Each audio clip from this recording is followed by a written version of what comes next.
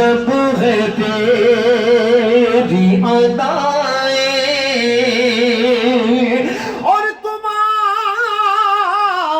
در سے زمانے کو فیض ملتا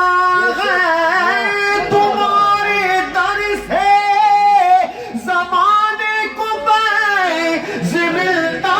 ہے تجھ پہ ایسی عطائیں میری یار والے، ہے تجھ پہ ایسی عطائیں میری یار والے، تو بانٹتا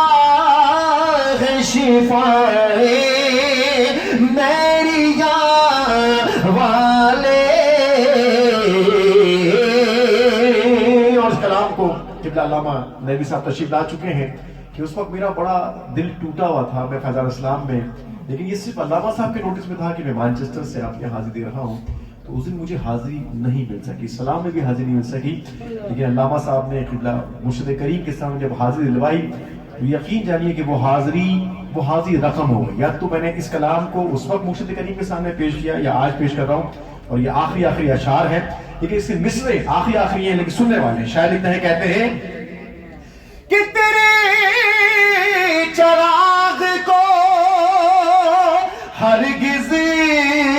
بجھا نہ پائے گی، تیرے چراغ کو ہرگز بجھا نہ پائے گی، ارے یہ آندھیاں یہ ہوائیں میری یار والے، یہ آندھیاں یہ ہوائیں میری یار والے، عجب ہے تیری ادائیں میری یار والے، اور تمہاری راہ میں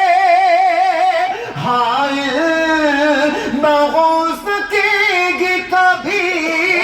تمہاری راہ میں حائل نہ ہو سکے گی کبھی، ارے یہ راستے کی بلائیں میری یار۔ جو پیر بھائی تشریف فرمائے آخری شعر پیش کر رہا ہوں، ذرا محبت کے ساتھ مل کر اپنے مرشد کریم کی بارگاہ میں اپنی حاضری لگوا لیں، سب پڑھ لیجئے، پڑھیے کہ یہ راستے کی بلائیں میری یار والے، یہ راستے کی بلائیں میری یار والے، اور تمہارے جود و کرم کی گواہی دیتی ہے، تمہارے جود و کرم کی گواہی دیتی ہے، ارے وہ وادیاں وہ فضائیں میری یار۔ مقطع پیش کر رہا ہوں، آخری شعر کہ تمہارے پیار کی شمع جلے گی یوں ہی سدا، تمہارے پیار کی